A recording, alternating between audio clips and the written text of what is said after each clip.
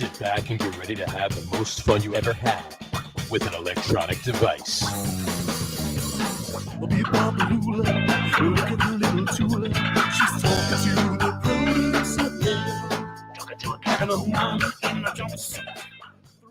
right, everybody, welcome out to the Get On With It Sports Show. It is Friday, April the 22nd, 2022. Jersey Johnny coming at you. With me, as always, is none other than Mr. RadioPete and Mr. Harry Lug Nutz. Say hello, gentlemen. Hello. Hello. Hello. Hello. Didn't work that way. Pete looks like he's lost in a stock room that just had a hurricane. Yeah, I'm in charge of reorganization. That's your local Ace Hardware. All right. You know who I think you need to hire, right? This one right here. Okay. If it does not spark joy, little Marie Kondo action. I will need a big dumpster for the things that don't spark joy. Exactly. Is the Marie Kondo Get On With It podcast commemorative dildo in the works or what? Yeah, but does it spark joy? It could. Or maybe Depends it sparks on whether or not you got fresh batteries or not. Exactly. It depends on the sparking, right? Exactly. Hey, Yeah. what's Keith Irizarry doing on MLB TV? What's who doing on MLB TV? About. I don't know, some guy. He's got a video thing on the Major League Baseball. He came from News 12 here in Long Island. Oh, gotcha. So good for him. Don't know him personally, but for those of you who don't know, this is a podcast and we have started. Yes, this is true. This is very true. Well, there used to be this guy on Metro Traffic and Weather that was really cool. I listened to all the time. Mike Haggerty? No, Pete something or other. So anyway, so special Friday night podcast. Things got a little haywire on Wednesday. Apologize for anybody that was paying attention or really wanted the the excitement that they look forward to every Wednesday night with our show, but couldn't do it. It's all John's fault. It's all my fault. It's all my fault, and you'll find out why in about 3.5 weeks. We'll leave it at that. So, in any event, bright sun out there in Denver at this hour of the day, 5:30 out there. It's just peeking through the clouds. There you go. That's a good thing, isn't it? So, well, anyway, sure. So how are you? Here today. How much? 90. 90. Wow, it was only 70 here. What was it on the island, Pete? Oh, what was the weather near you? 60 and change, I think. 60 and change. Gotcha. Nice. Very good. Well, it was a good day. It was a nice day. But in any event, on that note, why don't we talk a little? Mets. Oh, by the way, I do want to bring this up. I see if you agree with this. I don't know if I agree with it or whatever. My boss really gets pissed off when I shorten his name to Dick. I mean, his name is Steve, but still. Well, is it? Gets mad when he shortens his name. Is it Dick and Steve or Steve and Dick? Steve and Dick, yes. Oh, and you just go with Dick? I don't see anything wrong with that. I think it's fine. I think it's all right. I don't know. Try Stu. Stu. See how he feels about Stu. I'll try Stu next time. All right. And he goes, don't call me Stu. And then you go, whatever you say, Dick. I don't think I'm at it. Okay. You don't think, what did he say? I don't think I'm at it. Oh, so I heard it correctly then. Yeah, you did. All right. Just wanted to make sure. All right. All right. I'm not in on this joke, so I don't know what. No, it was a stupid dad joke, is all it was. Yeah. Okay. Well, you guys remember the I think it was FedEx, the FedEx commercial. Which one? Right, where the guy comes in, like the officious jerk face boss comes in. He's got a thing, and he gives it to the underling, the trod upon underling, and he's like, "Dick, get this package to St. Louis by tomorrow, or you're fired." Mm-hmm. And then the next time he comes in, and he's like, "This package needs to get to Milwaukee, Dick, by tomorrow, or you're fired." And then the third time he comes in and goes, "This package needs to go to San Francisco by tomorrow, or you're fired, Dick." Mm-hmm. Of course, that was the joke because it was probably 40 years ago. Mm-hmm. And oh my gosh, he said Dick on the television, Okay. So, you guys remember that? I do remember. No. Yeah. No, absolutely. Well, here's not. what happened, Harry. So there's this. I don't want to. I don't want to discuss it anymore. I could describe it for you in greater detail. Let's get through the Mets Brown- bullpen discussion. Brown so hair. we I can... think he had glasses. I don't know if his name was Richard. Might have been a name tag Right. or a plaque. Gotcha. Anyway, I get it. I get it. I just don't get it. Hopefully nobody so got you don't want to. paid. You don't want to get it. No, Hopefully nobody got paid for writing that. Maybe not. Depends on the ad agency they went to. But anyway. All right. So a little baseball, folks. We got it's a short show, but we would have done this on Wednesday anyway because not a lot going on. We're not gonna talk any football tonight because we got a decent football show with the draft next Wednesday night for you. So next week. So we got a little baseball to handle, and then it's a little basketball, and then we're good to go. So I just want to mention, hey, the Mets are off to a good start. Knock on wood. For all you Mets fans out there. 10-4 right now. They play tonight. They have a 3-game set out in Arizona, starting at 9:40 Eastern time tonight. So I guess that's 6:40 out there, or maybe 7:40 because Arizona doesn't do daylight time, right? I believe. Right? In any event, Rebels they are. And then they come back next week, Monday, Tuesday, Wednesday, I believe, for the Cardinals. So hey, we'll see how that goes. I do want to say one thing. I want your opinion on this. All right. Some of you know I bowl. I'm in a bowling league every Thursday night.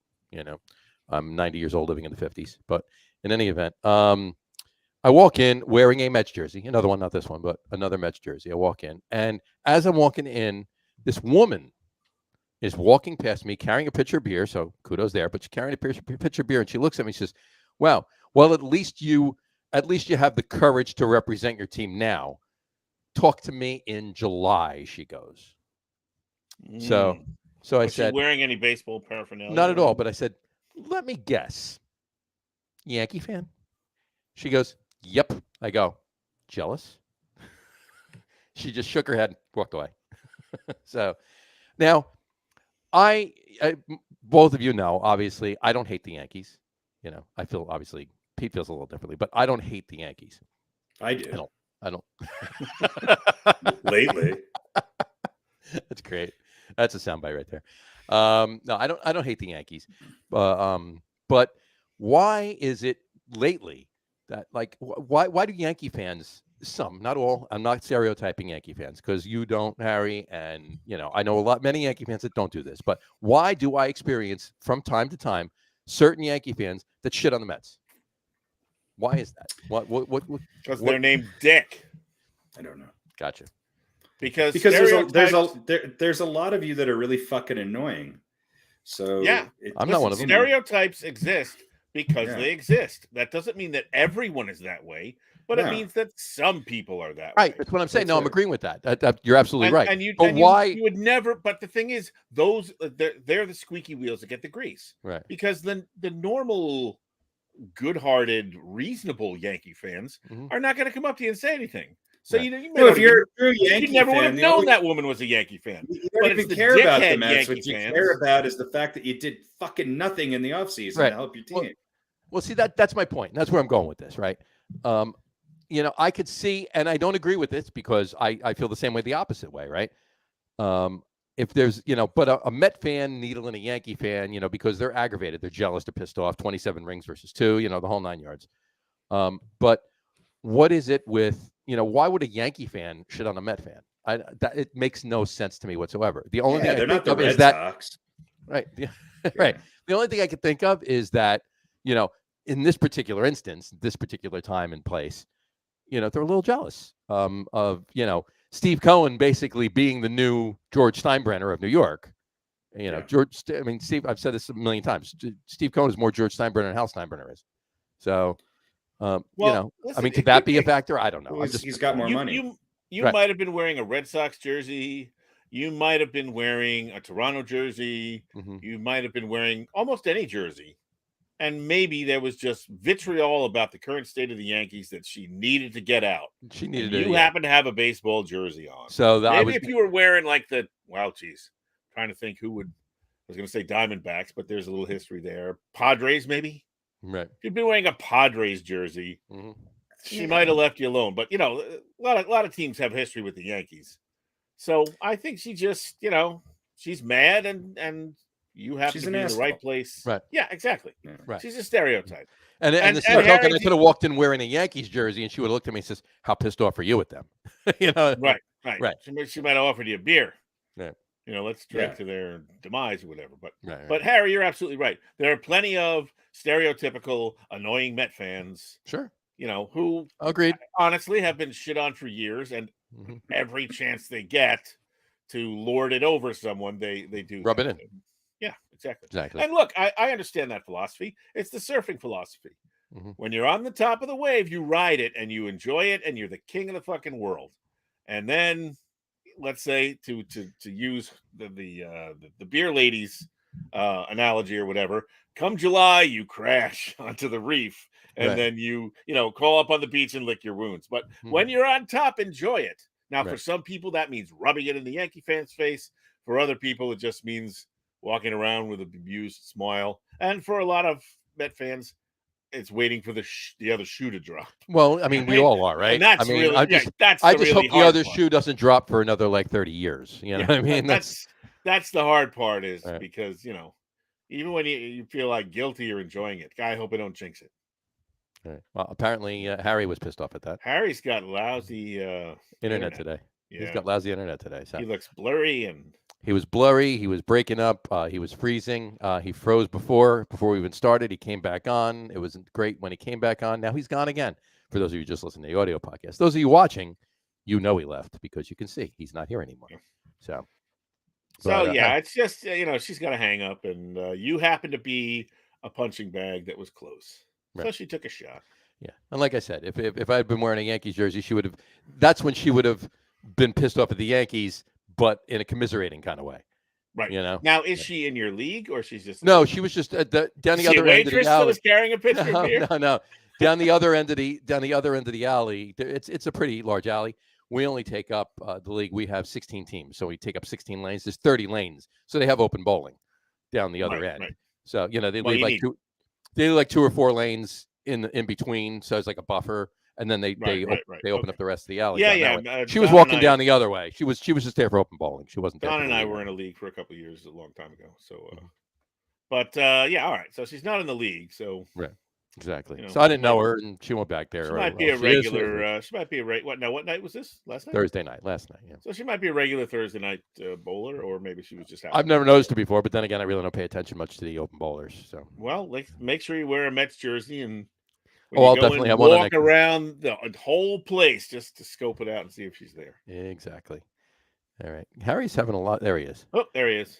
He's having a lot of connectivity issues. I think it's my Wi-Fi. You think it's his Wi-Fi Wii?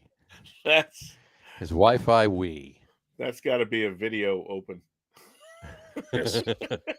You guys week. Can't do that. You're there. You're there. No, but it's actually providing us a lot of sound bites. So that's try not to talk or move a lot. That's fine. Are you done with the Mets? Are we still babbling about the Mets? No, we're done with the Mets. I just want to ask you what you think of the offense so far. Forget about Garrett Cole. Garrett Cole's Garrett Cole. Look, he's underperforming. I mean, he's not. Is he the worst pitcher in the league? No. I mean, we could talk. You can spew about that 1 2/3 inning start the other day if you want, but. He's certainly underperforming. But between that and the offense, or lack thereof, I mean, where are you? Where the fact that they got shut out twice by a horrific Baltimore team. Yeah. And yet they're only one game out of first. Yeah, the Yankees have the same problem they had last year. Mm-hmm. They do not have a team that's capable of manufacturing runs other than the long ball. Right. Now, there are some bright spots. Aaron Hicks is off to a good start. DJ LeMahieu was good, yes. It's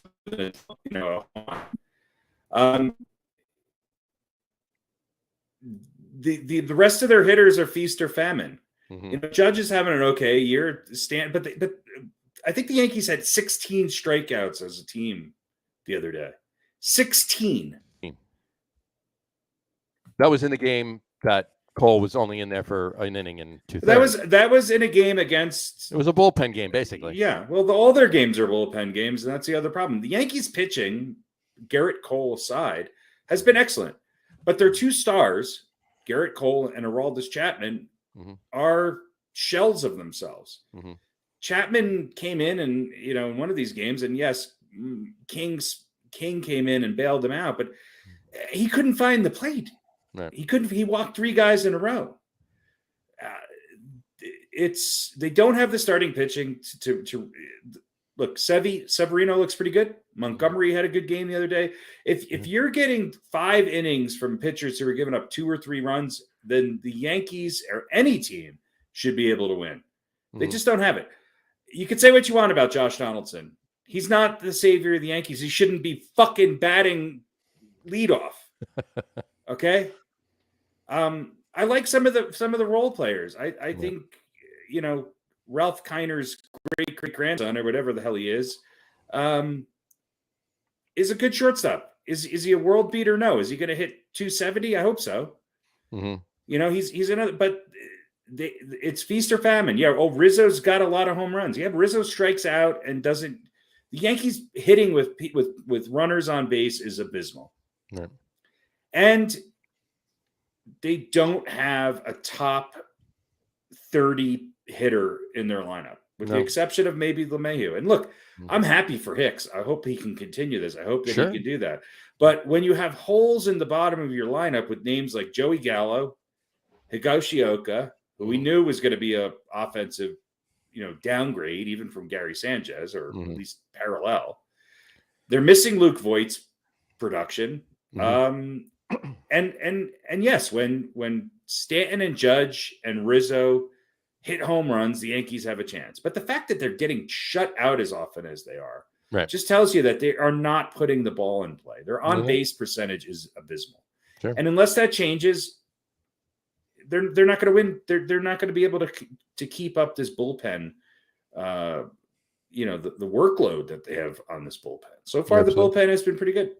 Don't forget, you mentioned the starting pitcher before. Don't forget Nestor Cortez. Yeah, Cortez looks good too. Looks good. They're pitching overall. And look, I want to give the piling on Garrett Cole is pretty easy. And yes, it's concerning if you're a Yankees fan because we sunk so much money into this guy. And sure, there's probably some truth to the spider tack. It's obvious. But last year he had outings where he looked at least to be 75, 80% of what Garrett Cole was. I think in his case, it's not so much the spider tack this year. I think it's just that he didn't have the offseason he needed. He's not the kind of guy who can jumpstart right into the beginning of the season. And I think he's in his head a little bit. Yeah. Chris Carlin said something the other day about Garrett Cole being one of those guys that had to have things just so. And he likened him to Mike Messina. Yep. And little things like the game being delayed, I think, on opening day by 4 minutes. These things rattle him. Yeah. And he said the difference between those two guys was Messina could usually get it worked out and settle down. And Cole seems to be having a lot more trouble. And he did spring training and all those things. And a rain delay the other day. In that and game. A rain delay. Yeah. So, but he also pointed out there's about a 2-run difference between pre and post spider tack. Right. Although he did mention that, yes, there were times when he has pitched very well without the spider tack, but he just hasn't been as consistent. Look, here's the other thing too. Hold that thought. When you talk about the spider tack and you talk about the balls and the control and everything else, his first couple of outings after they took the spider tack away, he was dialing in, right? He was finding his feel for the ball again. Okay, and then as you said, Harry, down the stretch, he was. He wasn't 100% what Garrett Cole was, pre-spider tack incident. But he was pitching decently, at least. And this year so far, they have changed the balls. They are different balls this year than they were. They have changed the balls again, but not just the makeup of the ball. Not only the makeup of the ball, but the actual feel of the ball too. The ridges are the stitching's higher, so it's a different feel. It's a different grip on the ball. I'm not making excuses for grow the fuck up and play and pitch the goddamn ball. And if you can't, get the fuck out. Right. Nolan Ryan wouldn't have complained if they changed the ball. Right. He would have bit off whatever was bothering him. I'm sure the ball had changed a couple of times throughout Nolan Ryan's career. I mean, yeah, he did and it doesn't seem years. to be bothering Clayton Kershaw or Max Scherzer. No, look, I think Cole could be a potential problem, but he needs to step up and figure it out. Now, if that means that he can only go 5 innings and he's going to give up 4 runs, then the Yankees have to score 5 runs. Right. That's what the Yankees have to do. Well, that's the flip side, right? He hasn't put them in a hole 6-0. He hasn't given up 7 runs in 3 innings. He's just Boone's pulling the plug on him because he can't get through the innings. That's got to change. But yeah, it's positive with Severino. It's positive with Cortez. It's positive with Montgomery. Mm-hmm. We'll see, with some of the other starters in there, but maybe they need to give him more time in between starts. I don't know. Maybe, maybe he needs to come in. Maybe they need to just have him plan on pitching 3 innings for a couple games to get him into shape. But if you're a professional baseball player, you should be ready to pitch. Look, the bottom line is between those ball issues and between the shortened spring training and no pitchers and catchers and everything else, and it's only been a few starts. If we're still having the same conversation about Garrett Cole the end of May, beginning of June, then there's issues. Right now, you wait and see what happens. I mean, what is Garrett Cole getting? $12 million a start? Is that something? I mean, $1 million a start? Something crazy. No, it's a lot of money. I'm pretty sure. What does he make in a year? What does Garrett Cole make in a year? Wasn't it $350 for 10 or something like that? I believe it was $350 for 10, $35 million. So he's making like almost $2 million a start. Almost $2 million a start. Yeah. Well, it depends. I mean, 5 divided by 20 starts. 20 starts. No, more than that. He's going to start more 30 starts. So he's making $1 million a start. He's making a little over $1 million a start. Just over like $1.2 million a start ish. Yeah, somewhere. Figure it out. Yeah. Figure it out. Mm-hmm. Chad Green's arm's going to fall up by June. Yeah. If that late. And Chapman's a whole other story. He's just a head case. Yep. He's just a head case. But look, as Yankee fans, we're spoiled. We went 15 years where we knew 99.9% of the time, if you went into the 9th inning with a 2-run lead, it was over. Mm-hmm. We're spoiled. Chapman's not, No. Look, nobody is Mariano Rivera. Chapman's certainly ever in the history of the game. Yeah. Mm-hmm. It's. I mean, I don't know. This is not a great Yankees team. Again, because the Yankees did not go out and get top names. Right. They knew they were going to get rid of Voit. They re-signed an aging Rizzo. Does Rizzo get me excited? No. Is he an okay player? Yeah. Well, let me ask you this. Do you think that this bodes well in the sense that we saw what the Braves did last year? As much as you hated it, right? It's a strategy. Mm-hmm. Maybe the Yankees are going to say at some point, we're there, we're close. Now we're going to spend some money before, the trade deadline or whatever it is in the middle of the season instead of doing it in the offseason. I don't know if they will. I don't know if they will either. I don't think they have the will or the means to do that. That's my take on it, or else they would have. It came out that the Yankees didn't offer these top shortstops. They didn't offer them anything. Why didn't they? Because they were going to pay.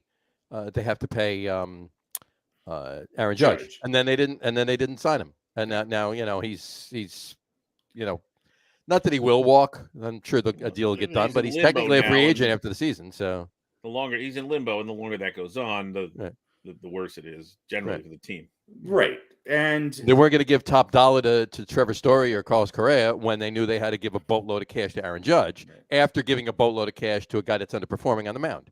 So all of the guys that I praised the Mets for going out and getting, which I wish the Yankees had, are paying off, for them. I mean, Scherzer was a no-brainer, and God, he's lived up to what, the expectations were, but even people who had an off year last year, like Lindor, Marte, they filled holes, and they have a lineup where there's not an automatic out.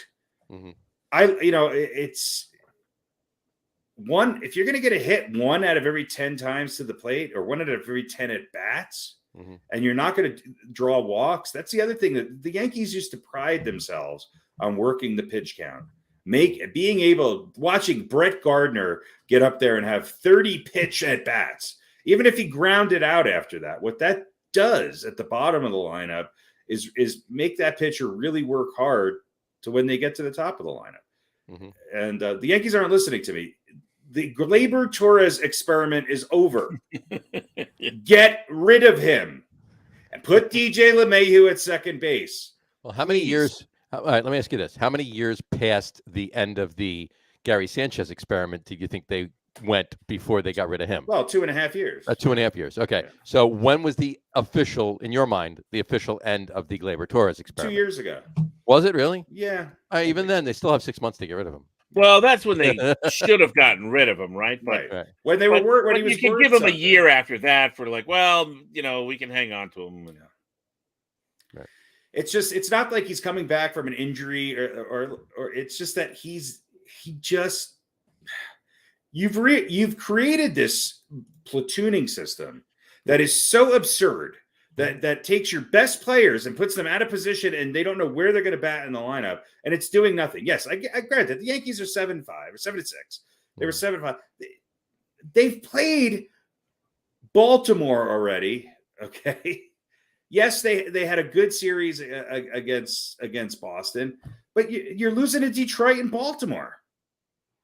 You have to win 3 out of 4 or sweep these series to win the East. You have to. I know it's early, but they look just like they did last year. They got different old guys in different positions. Josh Donaldson's not the answer. That's going to be your big excitement. We got Josh Donaldson.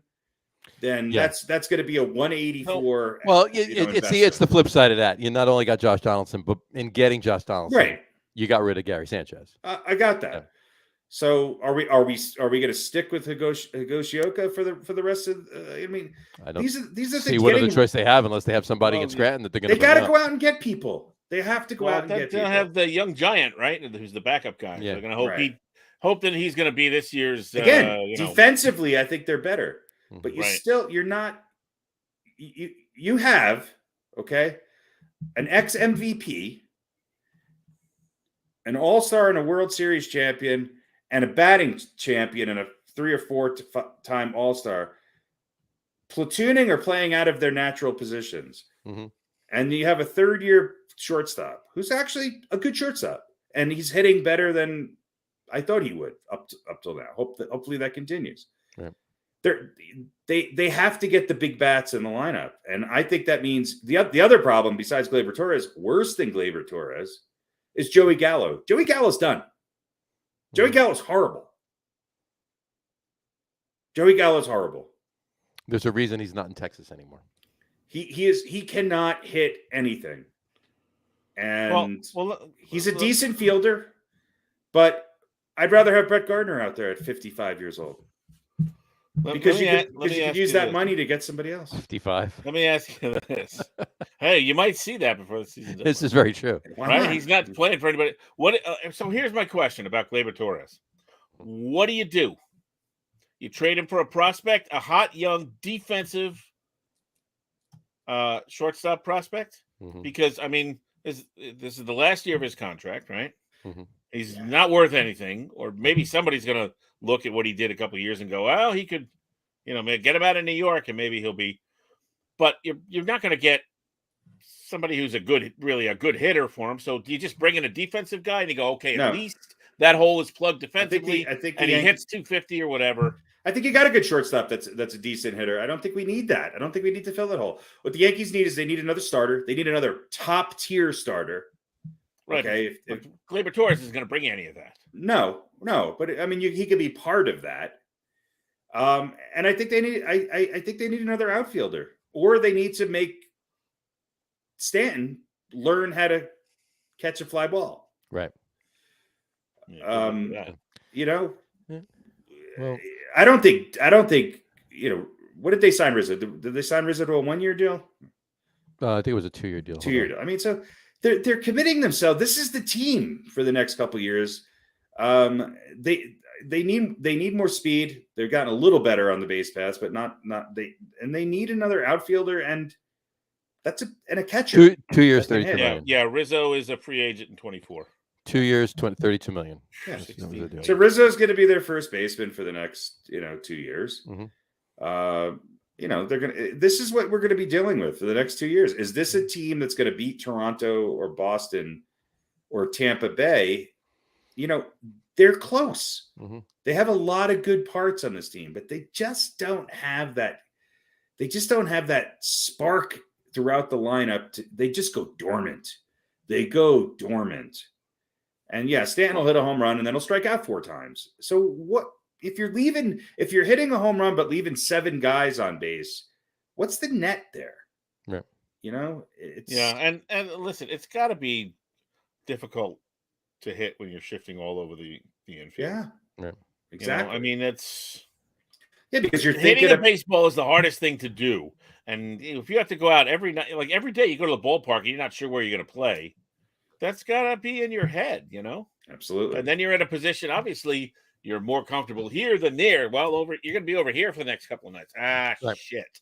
Right. Now what if I, fuck up because I'm not as strong defensively? That's got to affect your hitting. Absolutely. And when LeMahieu is your leading slugger, I mean, Rizzo's come up a little bit, but I mean, the Yankees on base percentage is, and tonight they got LeMahieu leading off as a DH. They got Judge in center field, Stanton in right field, and Gallo in left. Okay. This lineup brought to you by Bigelow Tea. Bigelow Tea, the official tea of the New York Yankees. Yeah. I mean, here's Trevino is the catcher. He's hitting 385. Of course, Lee Trevino. Lee Trevino is catching. There you go. He got his knees replaced and he's back. But I mean, look, Torres is hitting 162. Gallo's hitting 132. Donaldson's hitting 188. None of them have an on-base percentage over 275. So can they improve? Yeah, but this is exactly what I thought we were going to be getting. And we're in the third inning, okay? And the Yankees have already struck out 4 times. Yeah. Yeah. Well, that's what you get when you don't know how to manufacture runs. And when you can't play small ball. Was a Bugs Bunny perplexing, powerful. That's right. Purpose pitch that struck out 3 guys at once. But you know what? These teams could beat each other up enough that the Yankees could be, around it and in it. Yeah. I agree. It's a small ray of light, perhaps, but the Yankees. This is what I said before, though. Win 90 games, But this is what I said before. With all of the shit that you're talking about, Harry, and every single piece of it is damn correct, right on the ball. And these are the struggles that they're having. That being said, they're 1 game out of first place in the next. Exactly. Like they could still end up in. That's the difference between a Yankees fan and a Mets fan. Is that I'm not getting mad at anybody else. I'm getting mad at the fact that we don't have a complete team on the field at all times, and that our best pitcher, can't get out of the second inning. Okay. That's a struggle. Now there's good signs. Severino, Cortez, Montgomery, and Aaron Hicks. Mm-hmm. Hallelujah. Keep it going. Love it. Thank God. I'm really happy for Aaron Hicks. Is Aaron Hicks going to be pitching, though? Because with Severino, Cortez, and Montgomery, he might. No. But you know what I mean. No, I know what you mean, but I'm just saying, literally, maybe he'd do a better job than some of these other guys. Maybe. Now, here's the thing. Out of all of those guys, get to the 6th inning. Mm-hmm. Then maybe try to get into the 7th. We have to take the pressure off that bullpen. You have to. Of course. Absolutely. Let's take a quick look around the rest of the league. The American League Central, Guardians. How about those Guardians? First place. They're in the Bronx tonight. Yeah. Yeah, there you go. White Sox a game behind them for our Chicago contingency. American League West, the Angels.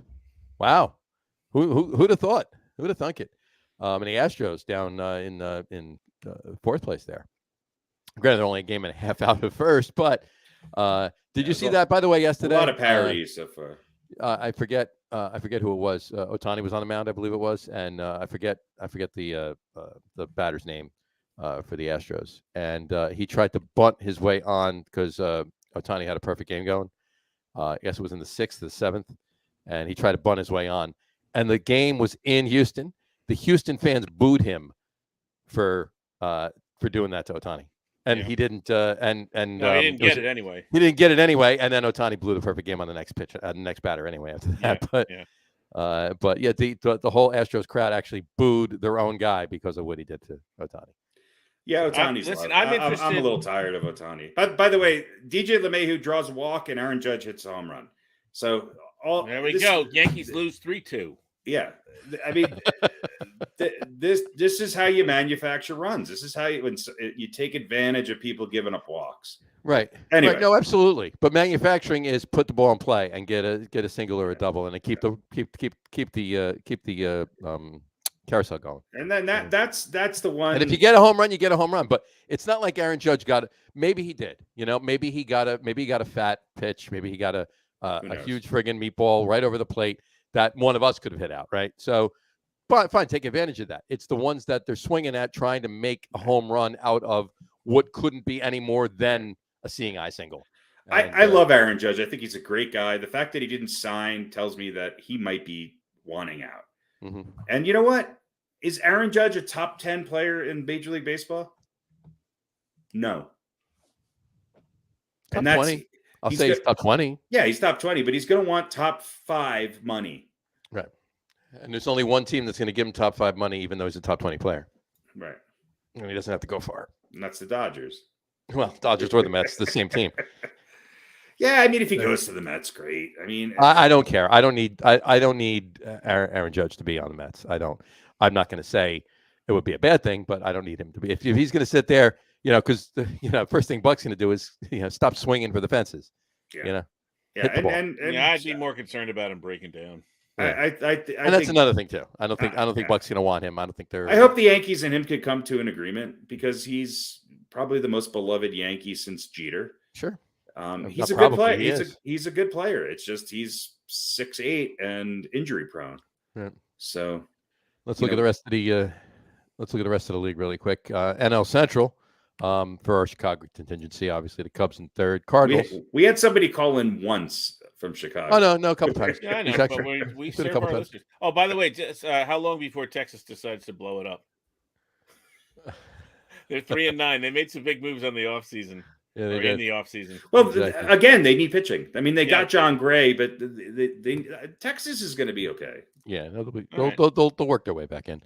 And in the West, of course, the Dodgers are in first place. Giants back and forth, but then again, same as over in the American League, only a game and a half in fourth place in the division, only a game and a half out of first. So let's give it up for the Rockies too. But the Rockies in game out. Be 10-2. Yeah. And this is a team that knows how to manufacture runs. Mm-hmm. Their lineup, these guys know how to get on base and push the ball around Coors Field. You're right. CJ Cron's having a hell of a start to the season, and and their pitching's looked better. They kind of blew one the other day to the Phillies. They were up big and kind of lost 9-6, but I mean, let's hope the Rockies can at least stay competitive. Right. Do I not understand win percentage? Go ahead. Go for it. What? It seems. What's confusing? Well, Colorado is 8-4. Correct. So they have played 12 games. Mm-hmm. Oh no, that's right. Never mind. No, it was me. I don't understand it. Okay. No, I do. I was just looking at it wrong. Okay. Never mind. I got it. You understand it, but you're good to go. Yeah, I'm good to go. All right. Cool. You take 8 and divide it by 12. Right. That is correct. That's not what I did. No, you take 12 and divide it by 8, actually. For win percentage. You take 8 and divide it by 12. Yeah. Common Core math. Go ahead. I do it the old-fashioned way, guessing. The shoes come off. Yeah, right. Yeah. You want to see my over/under? You have one of those those big boards with the beads that you just push. The abacus. Yeah. Abacus. Is that what that is? Yeah. Listen, I worked for the Chinese for I thought that was a Genesis album. 4,000. Abacus. 4,000 Abacus isn't anywhere. All right, so that's baseball, right? That's baseball. Look, a lot of teams hovering around 500. A lot of parity. Other than the Mets and the Rockies and the Dodgers, nobody's really lighting it up. Well, it's early. Yeah, but 20 games in. Usually, you don't have this many teams hovering around 500. Well, it's good parity. It's parity. It's parity. Couple side notes, real quick. Go for it. Because I know it's your favorite, and I'm waiting till we talk about whatever in baseball first. You guys remember Kent Merker, right? No. All right. Then. Kent Merker. Was he the coach on the White Shadow? Yes, he is. Tell us who Kent Merker is. Pretty good pitcher, right? Yeah, I was going to say, sounded like a pitcher. Yeah, he's a pitcher. Went to 3 different World Series with the Braves. Was with them in '95. Okay. Had a no-hitter in '94. Kind of a journeyman. Played for a lot of teams. 18 seasons. Never necessarily spectacular, but good, solid career. One anyone would be proud of. Mm-hmm. He is playing in the Minto U.S. Open Pickleball Championships. Is weekend. He? Yes. Nice. And here's the amazing. What is pickleball? Do I even ask? It's I don't know. You play with a paddle on a tennis court. Really? Yeah, I think you play in the boxes. It has to be in the little in the boxes of the tennis court. You play, the front court boxes. Paddle ball. Yeah. And I think it's a 2-player game, right? It's a doubles. Yeah. Doubles. So anyway, here's why I bring this up. He hasn't been even playing for like 2 years. It's just something he picked up, and he said there's a stereotype, a misnomer that it's a retirement village sport. He says, no, it's very competitive and you got to run around and stuff. And they got some highlights from last year's U.S. Open and stuff. Pretty good pickleball. I would never play it, but this guy's playing. Look, he's an athlete more than anything, right? Right. Solid 18-year career in the majors, and now he's playing in the U.S. championships for pickleball. There you go. Picking up a paddle. It's not a racket. It's a paddle. There's live coverage on the Ocho too. Ocho Punto Cinco, actually. Yes. It's the 8.5. Oh, I never really knew what pickleball. I've learned what pickleball is. There you go. There you go. So I knew you'd have something Kent Merker. obscure. I'm rooting for him. Good for him. All right, Kent Merker. All right, real quickly. The hitter power rankings came out today. All right. On MajorLeagueBaseball.com. Don't know if you saw that. No. Didn't see it today. I don't even knew they were due out. Didn't get the email yet though. Oh, did you know they were due? I had no idea. All right, real quick. They come out every April 22nd. Yeah. That's the day.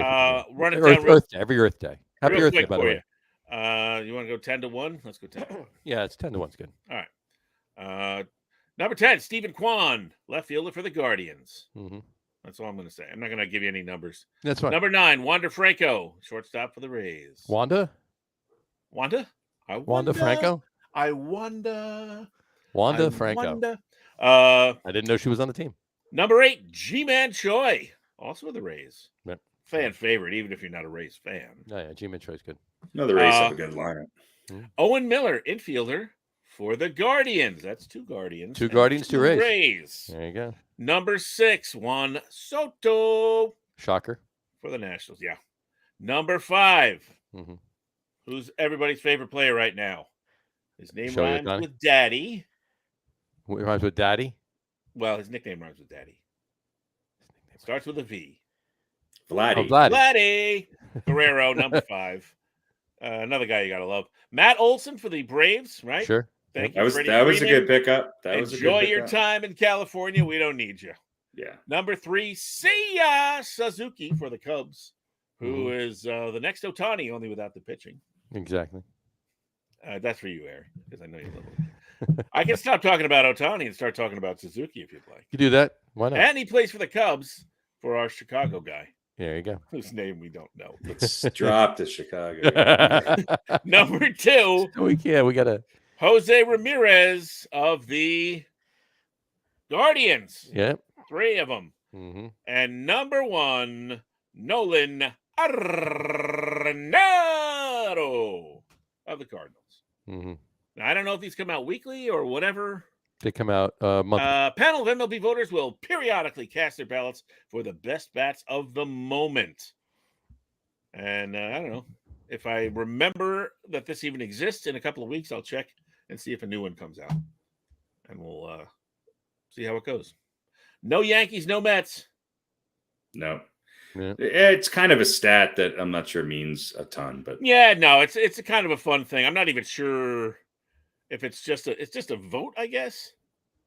It doesn't seem like there's any they have all right, like Ramirez, 429, 479, 881 /line. That's well, Brandon Belt actually got also receiving votes, didn't make the top 10, obviously didn't make the cut. Yeah, Brandon Belt, CJ Crone, Freddie Freeman, Lindor got the vote.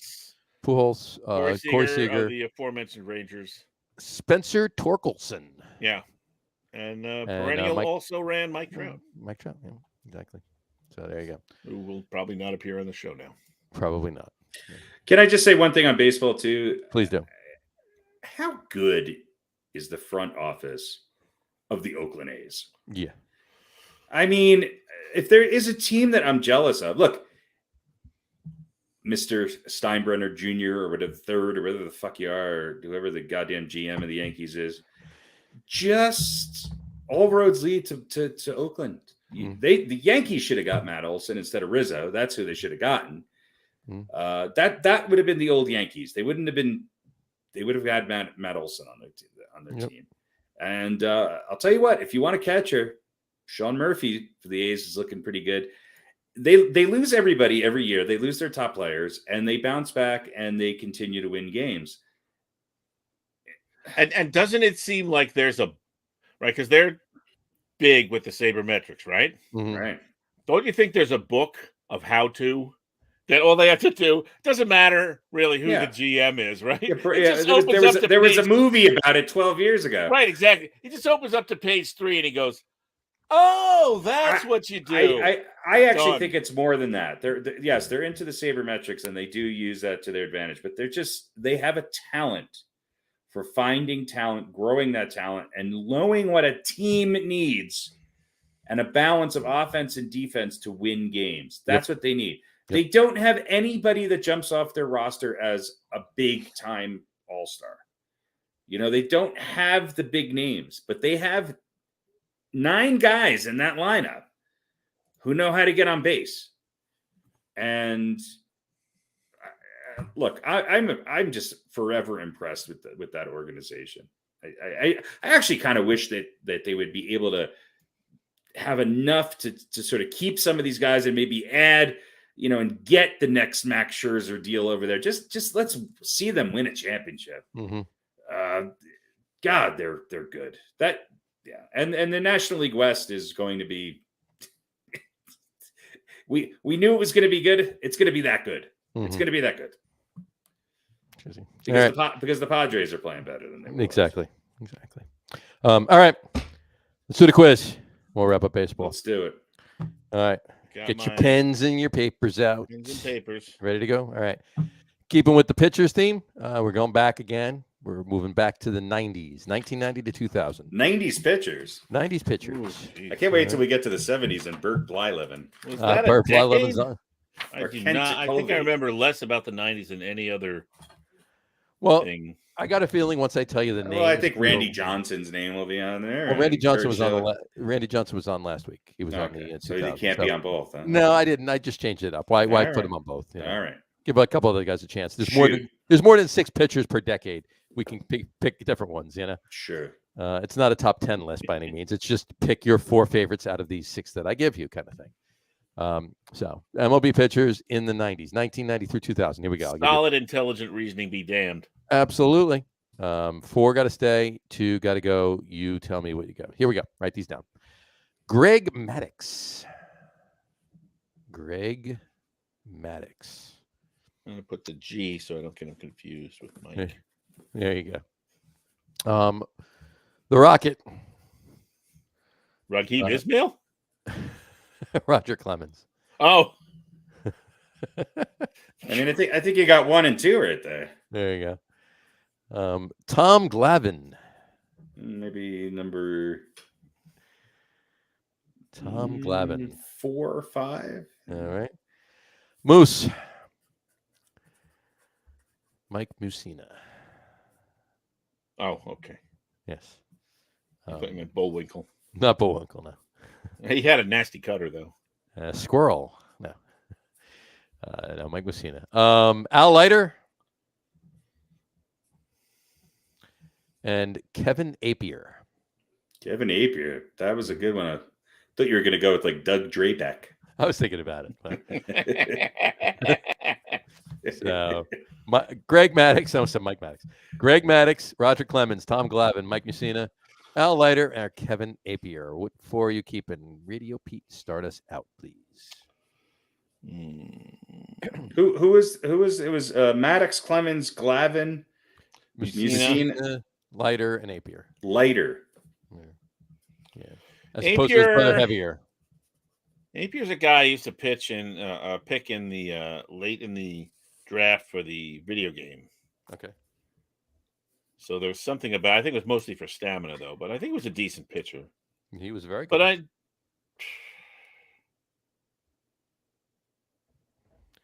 mean, I can't get rid of Glavin and Leiter, right? That would be that would seem sacrilegious. That would be sacrilegious to Met fans. Maddox is too good. Obviously, Clemens is out because he's a cheater. I mean, I shouldn't even have to say well, that. as long as you go with logic. So.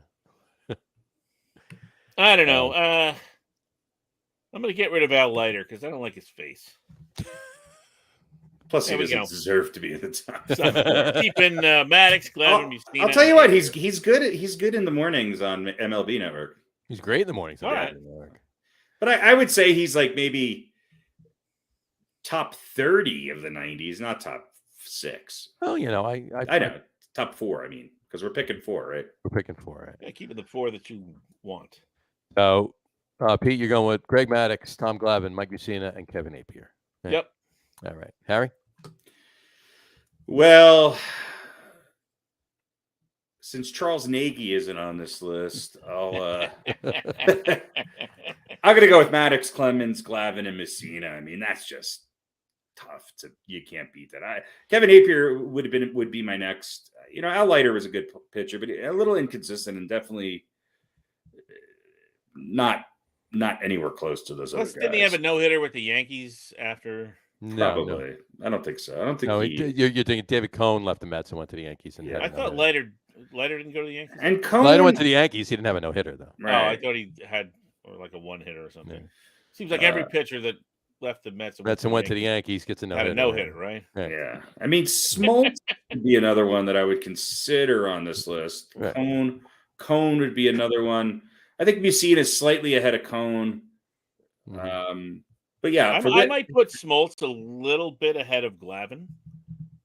Yeah, but his heyday. I don't know. I don't know. I mean, definitely not. Yeah. No. Glavin was a better. Glavin Smoltz will tell you that too. Yeah, I would say Smoltz is a great pitcher. John Smoltz is a great pitcher, but Glavin, Randy Johnson, Roger Clemens, Greg Maddox. Those are the top 4, I think. Yeah. Well, and Randy Johnson was on last week, so he was right. But I mean, on this list, Maddox, Clemens, Glavin, and Messina. I mean, that's just tough.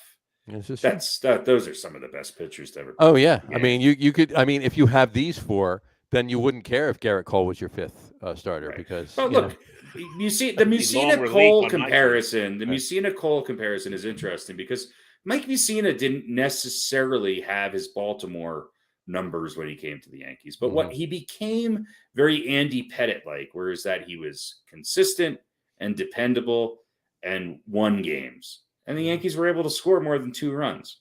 So, you know, I'm not giving up on Cole yet, but Messina was great and never won a championship with the Yankees. I don't think, right? No, he didn't. No, I don't think so. No, he didn't. Him and you know, top Yankees to never win a championship. That's an interesting list. I would say Messina's up there with Don Mattingly and Dave Winfield. You know. Sure, absolutely. All right, there you go. Just to recap, Pete is taking Greg Maddox, Tom Glavin, Mike Messina, and Kevin Apier, and Harry is taking Greg Maddox, Roger Clemens, Tom Glavin, and Mike Messina. There we go. All right. Football. We are not doing football this week because next Wednesday we're having our draft special, and we'll chat about other things, obviously, but it's gonna be mostly primarily the draft and some football stuff, and we're gonna do our running backs list. Can I ask a question on the draft? Maybe it's just me and I'm not paying attention. I felt like last year there was like Mel Kiper's draft version 37 already by this time. Oh, these guys put one out every week. Yeah. I just feel like they're not ESPN sports talk shows are not covering the NFL draft as much as you. I don't think there's as much. They're not. If you turn on the NFL network. Well, of course. Yeah. But overall, the sports things, obviously it's their thing, obviously, but it's constant. Yeah, I looked at Good Morning Football this morning. 99% of the whole entire show is the draft, of course, and it has to be. Yeah.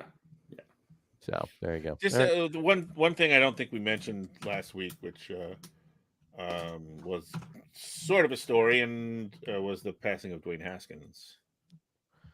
Yes. Yeah, that was shocking to me. Yeah, and it was. I was kind of waiting for more information to come out about what sort of what happened, and apparently he was didn't get a lot of press either, really. No, he was hit by a truck, and then he was hit early by a in the morning. car, He was and, crossing a highway or something, right? Yeah, he was apparently had gone out for a drive. At least is what the latest reports I read, and ran out of gas, and so he was going to get gas, and was on his way back from that, and I don't. They're still investigating, so we'll find out more about it. But I think the controversy at the time was more about, I think it was Adam Schefter, and then there was some other football guy who didn't speak in glowing terms. Schefter used the phrase like not catching on in, where did he start? Washington. Yeah. Said he was in Pittsburgh after not catching on. New Jersey in kid, right? Yeah. And then some other old fart who knows Roy's been writing about football for a million years or whatever said something about he always had like some sort of issue or something. Right.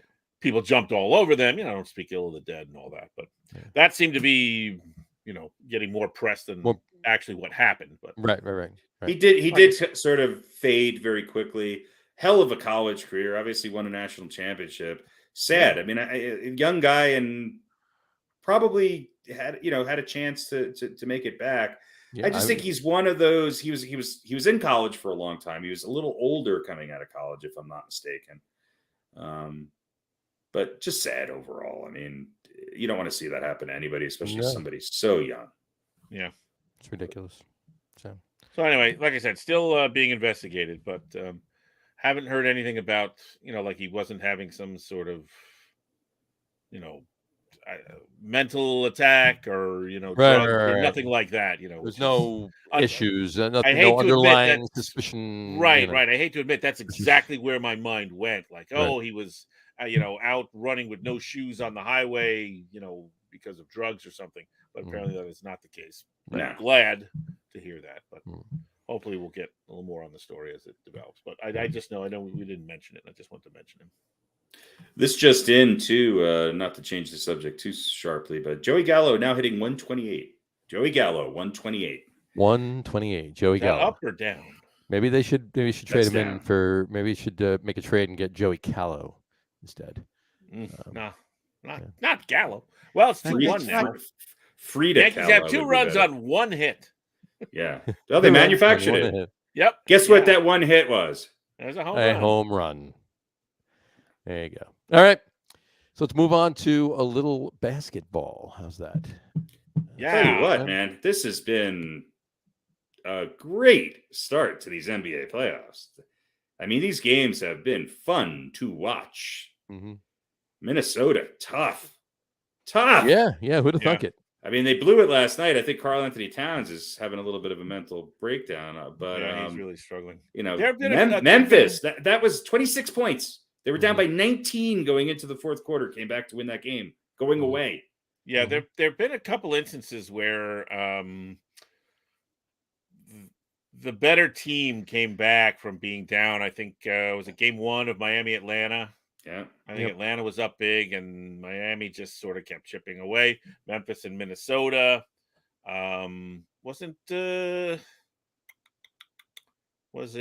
Chicago won the one. Chicago beat Milwaukee. That's tied up 1-1. They play later tonight. Yeah. Look, Dallas. The Pelicans got to win too. Pelicans got to win and might get another one. Yeah. And Dallas. Yeah, they're looking. I think Phoenix is in trouble. Especially without Devin Booker. Well, that's what I'm saying. That's the problem. Yeah. Phoenix was up by 14 when Booker went out of the game, I think.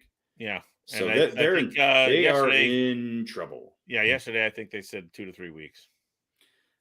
Utah doesn't look. Can they last that long without him? No, I don't think so. No, I don't think they get through this round without him. I mean, tonight will tell a lot, but they don't have the depth of scoring that some of these other teams do. And New Orleans, much like Minnesota, is a young team that does not know any better. They're just playing with house money. Nothing to lose, right? Exactly. And was Brandon Ingram not a good pickup? And Brandon Ingram, CJ McCollum. I mean, do you want the Big Diesel to come back? Good question. Pelicans are moving the ball pretty well, and they're shooting the ball well. I mean, Valanciunas almost 18 a game. This is going to be a good game tonight. I am predicting that New Orleans wins tonight. I think New Orleans wins. I think Milwaukee bounces back, although Middleton's out. That's going to put a big dent, and he's going to be out for 2 to 3 weeks. This is going to be a 7-game series between Chicago and Milwaukee. And I think Miami sweeps the Hawks, but we'll see. All right. How about your Nets? How excited are you about these Brooklyn Nets? Well, listen, they're doing the same thing that they have done pretty much the whole season. And we saw it right at the end of the season. I think it was a game against the Knicks where they were up by a lot, and then it got close. They ended up winning that one, I think. And there was another game against somebody. There was the play-in game against Cleveland. And they, for whatever reason, they go into this, like, when they play basketball, they're really, really good. They pass the ball, guys contribute, there's movement, and they're wonderful to watch. But for some reason, they get these leads, and then the other team goes on a 6-0 or 7-0 run or something, and the leads cut to 8 or 9. And then the Nets go into panic mode, and then they begin playing superstar ISO. And it's every trip down the court is Durant or Kyrie. And we just look at the numbers from last game. You posted them, in fact, Harry. 8 for 30 for those two, and 1 for 17. I think it was either in the second half or the fourth quarter. It doesn't. They stop playing basketball. I've never seen Durant have as bad a game shooting as that ever. Well, and he's never had 2 games that bad back to back. Right? Playoff losses, he comes back and scores at least 30 in his career. But here's the thing. He didn't just have a bad game out of the blue. No. There's a reason Boston's the number 2 seed. And they're a good defensive team. They're a great defensive team. And their lateral movement can combat the Nets passing game. And when the Nets play more one-on-one, basketball, it's playing right into the Celtics' hands. The Nets need to move the ball more. Because what happens is, one of the Nets goes over to the corner and waits for a penetration kick out that never happens. Another net goes over to the other corner and waits for a penetration kick out that never happens. Right. And then Nick Claxton is just kind of wandering around, sort of, do I need to get out of the way? Do I need to block out because he's going to drive to the hoop? And this is where it comes down to coaching. Yeah, I think their rotation is off. They just... You have to pass and you have to move your feet. You have to cut and you have to move the ball. And they stop doing it. And you're right. It plays right into Boston's hands. They're double teaming outside of the 3-point line and nobody's moving. So they can't get back and help out. And it's dribbled off the leg or it's stolen or it's knocked out, I think you're going to see Durant have a big game. We'll see which Kyrie Irving shows up. I think the Nets need to get LaMarcus Aldridge in the game, at least with the second unit. I would actually start him because I think that changes the makeup of what Boston has to do to counter it. It makes the Nets a little bigger. It also makes Boston the Nets a little bigger too. Yeah, it goes at Boston's weakness, which is being able to score in the paint against them. Right. They have good defenders, but they're all 6'7", 6'8", 6'5". Yep. They don't have that power. Defensive, they don't have a Rudy Gobert and their center's hurt. So go after him. Yep. Get somebody down on the post, work it in out. And if you do that, that's going to open it up for where Kevin Durant is maybe the best of all time, which is a 15 to 17-foot jump shot. Right. Mm-hmm. Stop shooting threes, work the ball inside, get a post presence, play the game inside out, and watch it open up for you guys. I think they got to get LaMarcus Aldridge in there. I really do. I agree. And I will say this. They showed some real defensive activity there, right? The Nets did, right? We talk about how lousy their defense is. There was a relatively brief period of time where they weren't scoring, but they were kind of holding their own. I mean, Boston was still chipping away, but it was pleasant to see. Yep. But at some point, Steve Nash needs to call a timeout and slap those guys in the face and say, could you start passing the ball and let's start playing basketball? Enough across the timeline, dribble, fade away 18-footer because it's not working. Right. But, of course, Steve Nash is not going to do that. Steve And Nash it's is not not really- Steve Kerr. Yeah. Well, it's not his fault. No. I'm going to defend him here because he was not hired to coach this team. He's He hired was to hired babysit the team. to manage this team. Right. Right, to run the numbers and to make substitutions and that sort of thing. Right. And I think they'll win one. I don't know if it'll be. Well, we'll see. I think Game 3 is going to dictate a lot. Sure. Look, if I think it's going to be a gentleman's sweep. all Boston did was hold home court. So now that the Nets have to come back, these games have been close. The Nets have to come back and win a couple at Barclays. And if they can't do that, then the story shifts from the Lakers' demise to this Nets team, getting absolutely nothing out of this James Harden deal, other than getting rid of James Harden. Well, did you hear? I know. Yeah. Ben Simmons is going to maybe for Game 4. He's gonna be there for Game 4. Yeah, I mean, which is not going to. This isn't baseball. No. Ben Simmons is not a shortstop.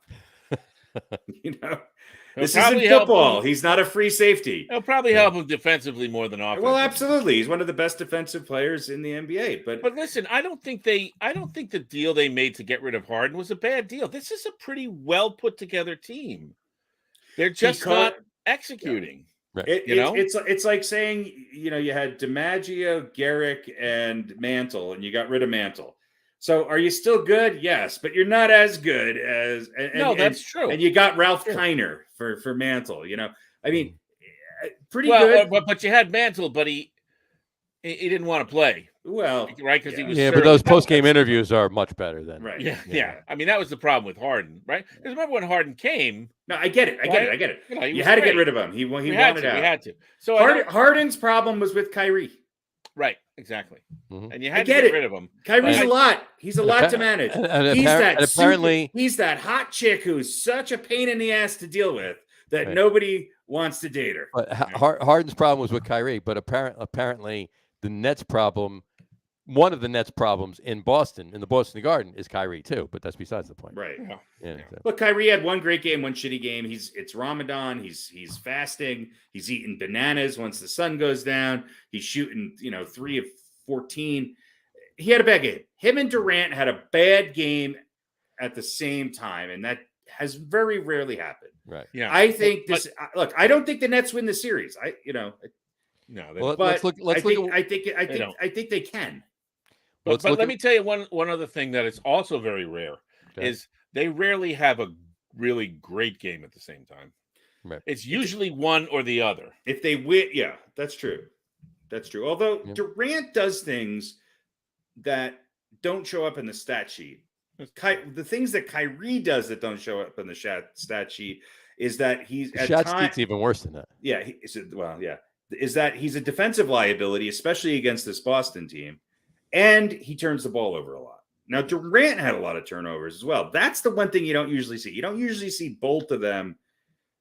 It's playoff time. People are playing defense. They're swatting at the ball before you get it above your head. Like again, what are the Nets going to do differently? They cannot come down and just go. I already told you. I already laid it out. They need to post up, move the ball, get into their offense quicker, and move the ball. The other thing the Nets need to do, and they have the ability to do this, is if they get a stop, they need to get out and push it, because Boston's more. If you don't let them set up don't worry about this. Get the ball out of your hand. Don't let the ball stick to your hand. Yep. And it's a lot tougher for the Nets as well. When you're missing shot after shot, it's hard to get back on defense, especially if you're not good defensive team. It's hard to get back and get set up on defense when the other team does not. That extra second or two of the ball goes out of bounds and then comes back in.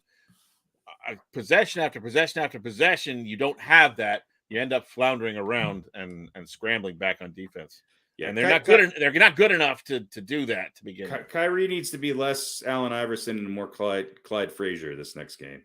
Yeah. He needs to cut down on the fouls. A lot of their good defense, they were getting stops, but they were Yeah, fouls. they're putting Boston at the line. Yeah. And So Boston's a good team. They're deep, but look, they are susceptible down low.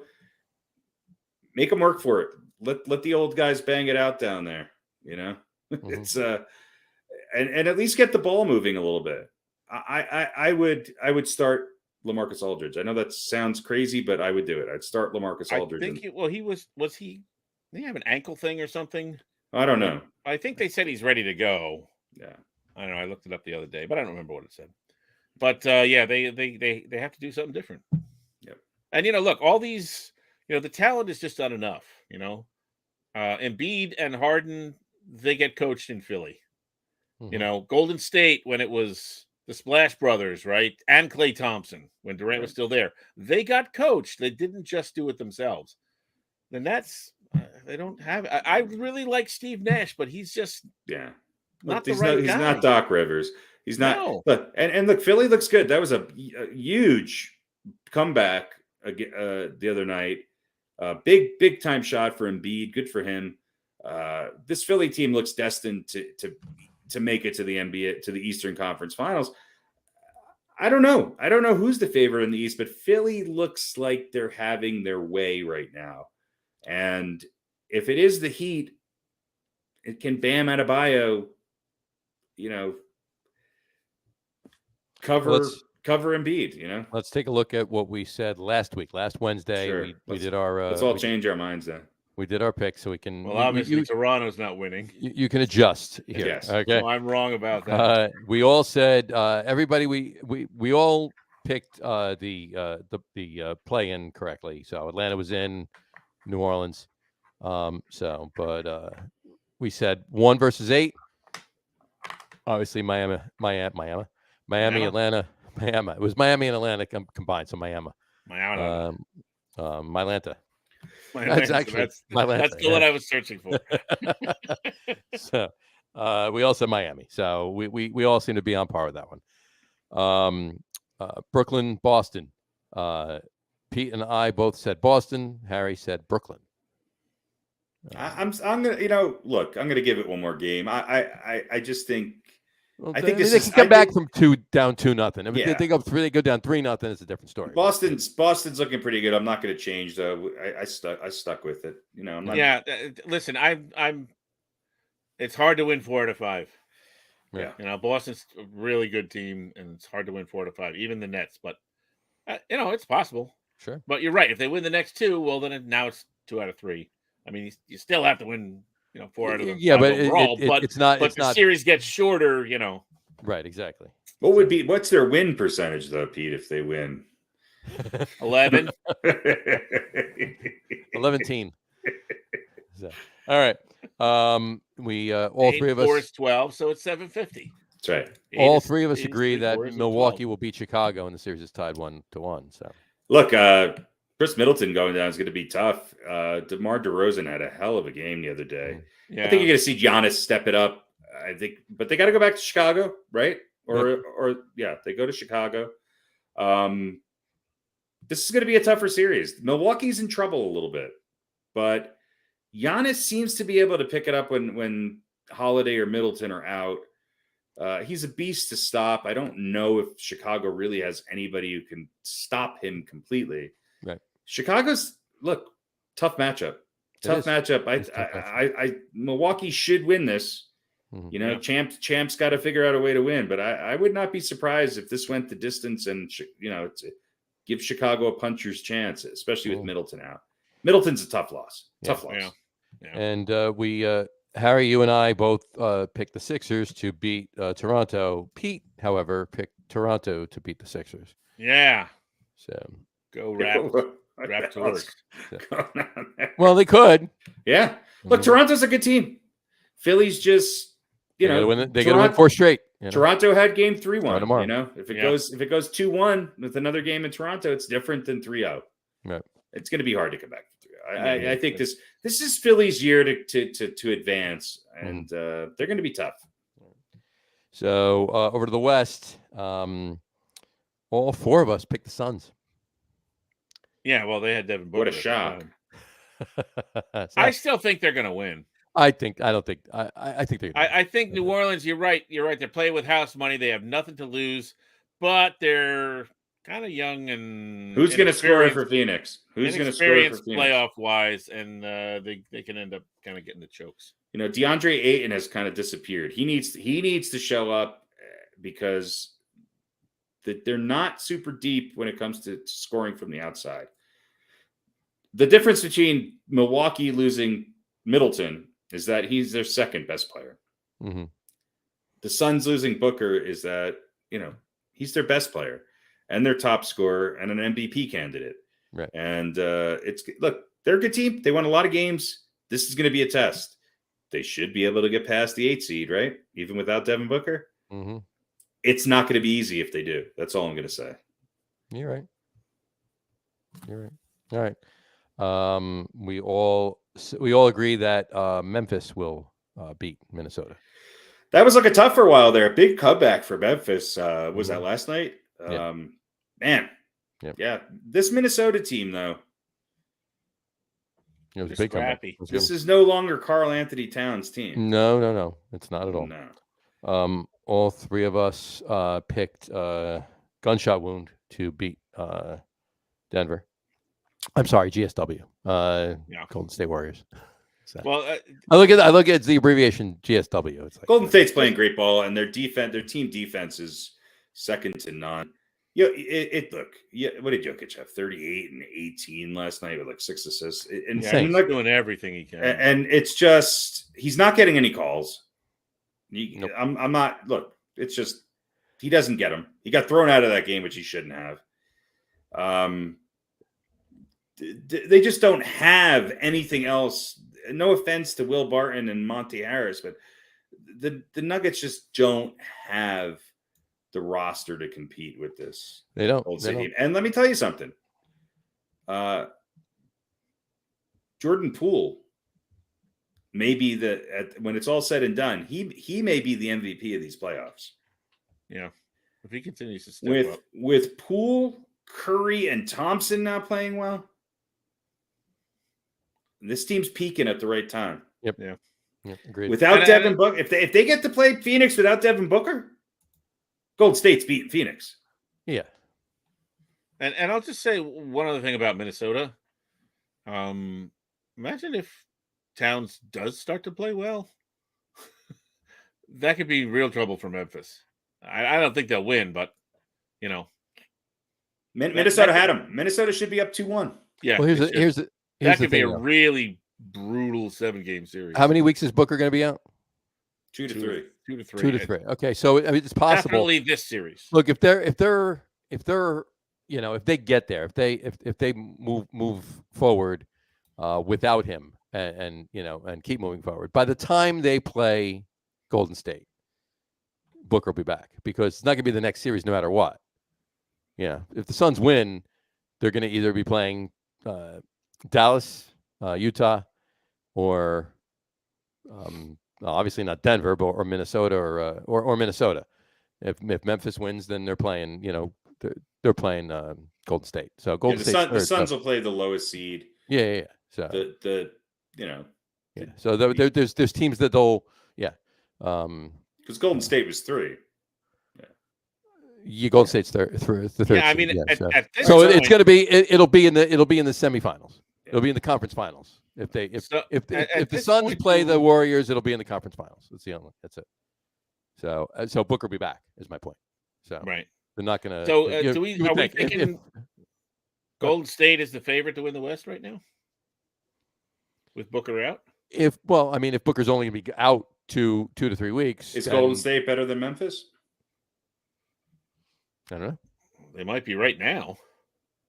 Look, Golden State right now, and if Memphis has a tough knockdown, drag them out series with Minnesota. I don't think anybody in the West can give Golden State that much trouble. Yeah. Phoenix with Booker, yes. I still think Phoenix is a better team. Anybody else with the way they're playing right now, I think Golden State's experience will frustrate Memphis a little bit.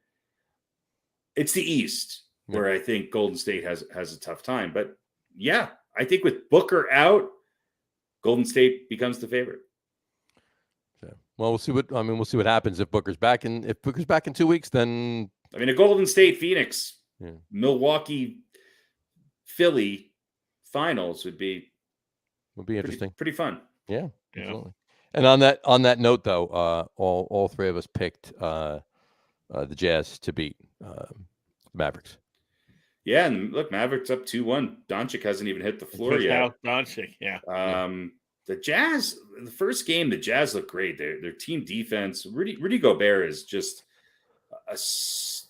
and I know he's won Defensive Player of the Year, but it's amazing the adjustments that Dallas made. They're spreading. Gobert, and he's playing so well he's playing so well he might make a list. Well, Jalen Brunson. We talk about the Jordan Pooles and the multiple players from Minnesota who stepped up. Jalen Brunson, what is he averaging? 32 points in the first 3 games. Right. Yeah. I mean, 41-31. I think he did 25 in the first one. He's the guy that Milwaukee did not keep, right? Yeah. I think Gobert, he's doubling what his regular season average was. I think his regular season average was 16. And I think Gobert, when he gets in foul trouble, that's the problem. That's when Utah really struggles. That's the problem. And look, Mitchell had a good game, but he got off really slow and it put them in a hole. And he shot horrible from 3-point range. So, hey Donovan, if you want to come to the Knicks, you're more than welcome. But there's a team closer. Just a little trip down I-25 across 80. Denver Nuggets. Mm-hmm. If you want to win a championship, Donovan Mitchell. Listen to you. Come to lifelong Knicks fan. Yeah, but the Knicks have nothing to offer him. They have nothing to fucking offer him. Do you want to go play with Julius Randle or do you want to go play with Nikola Jokic? Of course. I get it. It's a much bigger difference, Mitchell going to Denver than going to New York. But wouldn't you like to see Donovan Mitchell with last year's Julius Randle and supporting cast than not? Last year's Julius Randle is dead. No, I want to be the same again. If Mitchell can't come to the Nuggets, then let's get him to the Knicks, and then let's make a big trade and get Jokic to the Knicks. Either way, he won't have to be a Mormon anymore. Yeah, he's definitely not a Mormon. Yeah. Well, I think you have to be on the only non-Mormons in Utah are the Utah Jazz players, with the exception of maybe a couple of them that may be Mormons. I don't know. Yeah, I don't think Karl Malone was ever a Mormon. I don't think so. Yeah. I don't know. He might have been. Now, if he was, he's definitely getting kicked out. Well, imagine if Karl Malone shows up at your door with some pamphlets. You're going to give him some attention. You're gonna okay. I'm sorry. What can I do for you? Like, really, I never was frightened enough into thinking about Mormonism that way. Tell me more, Mr. Mormonism. Yeah. Mormonism is the religion that falls short every year to Michael Jordan, right? Yeah, exactly. Well, they were up late at Temple the night before the game. You just can't get past born again Christianity. And just to finish out, obviously this is one of their number one tenets is no pushing off. Right, that's right. Or pulling out. That's number 4. That's number 4. Right? Not to jump too far ahead, but just to remind you. Harry, you said that the finals was going to be the Suns and the Sixers, with the Suns winning. Pete, you said it's going to be the Suns in Miami with the Suns winning. And I said it's going to be the Suns in Milwaukee with the Suns winning. So we're all in trouble if Devin Booker doesn't recuperate. So thanks, Booker. Yeah, really. So, all right. Well, listen, that could make for a very interesting, because we do all have a different team from the East. Mm-hmm. So if we're all wrong about the West, then, that might be the... Well, you know what that means, right? That would be the decider. Harry said Philly, you said Miami, and I said Milwaukee. You know what that means, right? Chicago. That means that Boston's going to the finals. Yeah, Boston. Boston's going to the finals. The Nets are going to the finals. The Nets are going to the finals, right? Then it's all done. So anyway, all right. We'll keep watching that. Obviously the first round one should be just about complete, if not everybody complete by next Wednesday's podcast. Atlanta's up by 7 right now. There you go. And Milwaukee's up by 10. There you go. All right. And we'll keep looking at that before we finish the show tonight. Let's move on to this week's top. Can't call it top 10 anymore, right? All-time starting 5. All-time list. All right. Now here's the funny thing. We've done how many teams? These basketball teams. 6, We've done 7. Knicks. We've done top Knicks players of top New York Knicks players of all top New York Knicks of all time. Top Philadelphia 76ers of all time. Top Chicago Bulls of all time. Top, you know what I mean? But this is the Jazz, right? So I'm like writing it, and I can't go top Utah Jazz of all time, right? Well, they weren't really in New Orleans all that long. They've been in Utah way longer. I don't mean the difference between New Orleans and Utah. Okay. I mean, it's not plural, right? Bulls are plural, Knicks are plural, Jazz. Like I can't say top Utah Jazz of all time. Wonder why we have no listeners. There you go. Ha, ha, ha. Well, if you didn't, you would have heard what I was Jazzes? saying. You didn't want the top Utah Jazzes? Top Utah Jazzers of all time. The Jazzers. Yeah. Top Utah Jazzers of all time. Now, this is without a doubt the most ironic name in the history of sports. Yeah. Utah Jazz. Utah Jazz. How do you know there's not a vibrant it's going to be scene in Utah? Los Angeles. Utah? Trust me, I know there is not. The Los Angeles Dixies of all time. That's there is outside of Salt Lake. There used to be a decent punk scene, but there is no way that there's no jazz scene in Utah. Well, there's no vibrant jazz scene anywhere in the U.S. anymore. But back in the heyday of, there certainly wasn't a giant scene in Salt Lake City. This is true. But anyway, so I want players. So top Utah Jazz players of all time. There we go. Top Utah Jazz players of all time. And we'll kick it off with, obviously we do first team, second team, so forth. Starting 5 by position. First team. Our point guard is Mr. John Stockton. What a surprise. John Houston Stockton. There you go. Never heard of him. John Houston Stockton. Never heard. Systems player. Systems guard. Our starting shooting guard is Pistol Pete, Peter Press Maravich. I'll tell you what, I love that Christopher Russo is on First Take in the morning now, right? Because I've heard Pete Maravich's name mentioned more in the last week than I have in the last 30 years. Well, there you go. All right, and that's a good thing. Props to Mad Dog Russo. Honestly, I like Russo with what's his name? Oh God, who's the host of First Take? Stephen A. Smith. I like Stephen A. Smith and Russo together. Right. Well, there you go. All right. Our first team small forward is Mr. Adrian Dantley. Adrian Delano Dantley. The Gazelle. I almost said Danilo. Adrian Danilo Dantley? Confused with Joe Danilo. One of the best post scorers in the history of the game. There you go. Joe Danilo was? Joe Danilo, yeah. Joe Danilo, right. He hit the post quite a bit. He hit the post, scored awesome. Yeah. There you go. Adrian Dantley. There you go. Our tugboat coming through. Yeah, it's tugboat time. Our first team. Speaking of jazz, there you go. Our first team power forward is the mailman himself, Mr. Carl Anthony Malone. Yeah, one of the best to ever play the game. Absolutely. And to round out our first team would be center. Would be Rudy Gobert. Rudy Gobert Borgarel. I think this is the first current player, active player, I should say, to make any of our first teams, correct? To make any of the first teams, I believe you're right. Yeah. Absolutely. All right. Want to talk about these top 5? Or are we...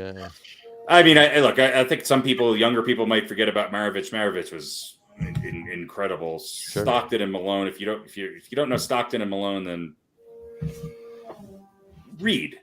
Go YouTube. It's called YouTube. I think the one that maybe casual basketball fans don't know about is Adrian Dantley, and Adrian Dantley didn't necessarily get along with the owner of the Jazz very well. But when he was there, he was phenomenal, and he went on to become more of a role player with Detroit, and then I think one other team after that. But Dantley, man, one of the best. And Mavericks and the Bucks. He was on it. Mavericks and Bucks, one of the best small forwards to ever play the game.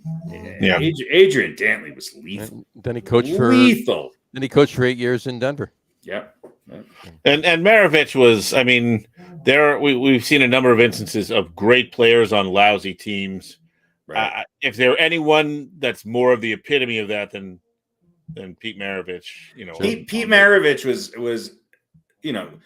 he's a phenom. He was as dazzling when he came into the league as Steph Curry is. He was that much of just a phenomenal scorer. He did stuff that nobody else does, right? Or did at the time. But one of the top players of all time. Yeah, I mean, you could argue that with Maravich, Stockton, and Malone at their positions, they're all in the top 5 all time in their positions. I think. Mm-hmm. You could say and I would argue Dantley is too, although that might be dwindling a little bit because you have people creeping up in there like LeBron, who's I guess a small forward, and people like that. But yeah, and look, the Jazz have always had these kind of defensive minded centers, throughout the years, some good ones. Rudy Gobert, I think he's an underrated presence in the NBA right now. I sort of wish you could see Gobert play in the 90s. I think he would have been he would have been an even better player back then. He's kind of a throwback. He's a really good off-ball defender, and without a doubt the best all-round center the Jazz have had. They've never had anybody who had the balance of defense and offense right. that he does. Yeah, he's a double-double. He's a double-double guy. Yeah, I think everybody knows who he is, but they don't realize. If you really don't examine his numbers, you don't realize exactly. You could look at what has he got 3 or 4 Defensive Player of the Year awards now. So you could argue he's the 3rd or 4th best center in the NBA. Yeah, you could. Yeah, yep, absolutely. So, all right, second team. I believe my son is actually upstairs in his room. Diagonal from me. Diagonal. Instead of downstairs. Well, there you go. It's a little clearer. Yeah. Well, let's see. No. He stopped the minute you opened the door. He's not in there. So he's upstairs. Oh, yeah. A little free jazz. He's downstairs. He's downstairs? Yeah. Gotcha. All right. Second team. Second team. Move on to second team. Our second team point guard is Mr. Deron Williams. Short. Deron Michael Williams. Short but good career. Short but good career. Played a little in Brooklyn afterwards. But he was. There was a lot of Nets fans who were upset, including myself, getting rid of Deron Williams. But of course, bigger things were afoot. Yeah. But he had a short but really good career with the Jazz. This is very true. All right. Our second team shooting guard is Mr. Donovan Mitchell. Donovan Mitchell Jr., to be exact. Another current player. This is very true. What does his father do? I have no idea. Let's see. What does his father do? Does it matter? No, it doesn't matter. Senator? No.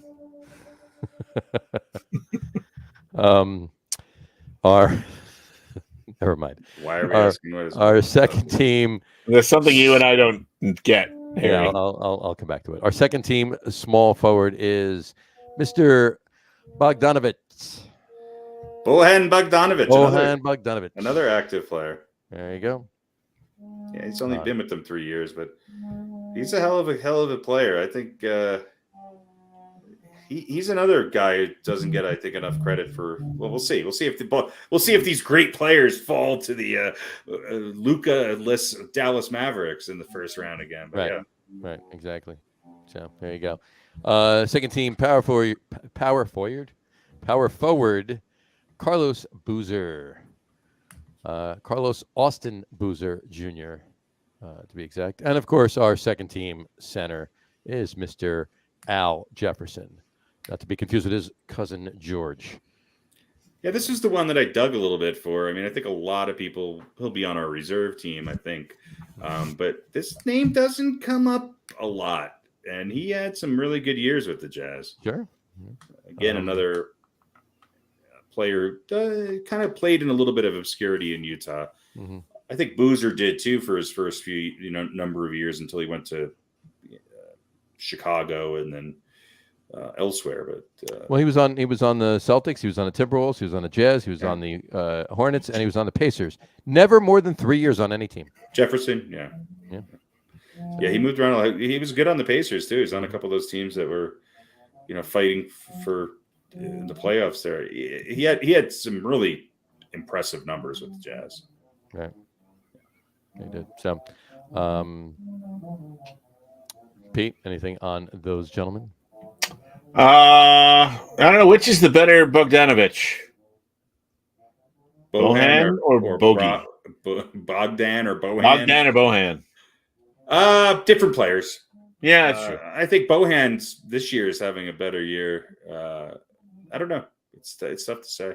Bogdan more of an established presence, maybe. Listen, if it wasn't for the wizardry of Pete Maravich, Donovan Mitchell might have been on that first team, right? Mm-hmm. Yeah, and he might. In the end of the day, he might if he stays in Utah. Yeah. We'll see if he.